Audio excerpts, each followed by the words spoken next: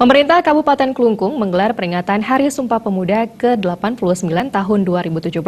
Upacara peringatan berlangsung di lapangan Puputan Klungkung dipimpin oleh Inspektur Upacara Bupati Klungkung Inyoman Suwirta.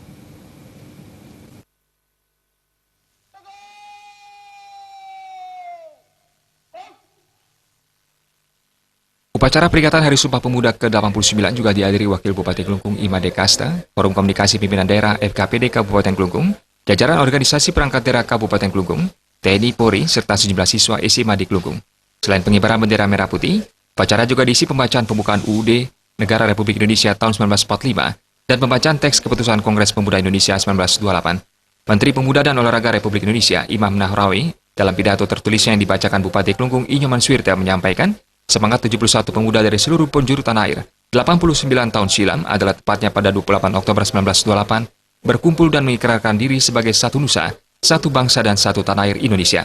Menurut Menpora Imam Nahrawi, sudah sepatutnya para pemuda bersyukur atas sumbangsi para pemuda Indonesia yang sudah melahirkan Sumpah Pemuda. Langkah-langkah pemuda tersebut serta keberanian mereka harus dapat diteladani oleh generasi muda. Sejalan dengan pidato Menpora, Bupati Suwirta menyatakan, dengan jarak yang jauh dan segala kekurangan saat itu, sejumlah pemuda sepakat untuk mengikrarkan diri hingga menghasilkan Sumpah Pemuda.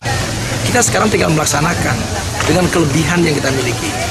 Teknologi, transportasi, IT, dan lain sebagainya, semua sudah serba berkecukupan.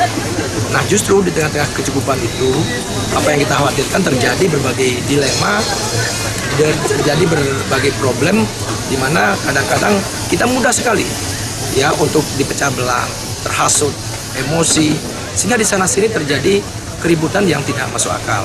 Nah, oleh sebab itu di Hari Sumpah Pemuda yang ke-89 ini, mari kita merenung, apalagi dikaitkan dengan kejadian yang kita sedang alami sekarang, ada ujian cobaan Tuhan yang sedang kita alami, mari kita merenung. Ya, kenapa di tengah kelebihan ini terjadi kekurangan?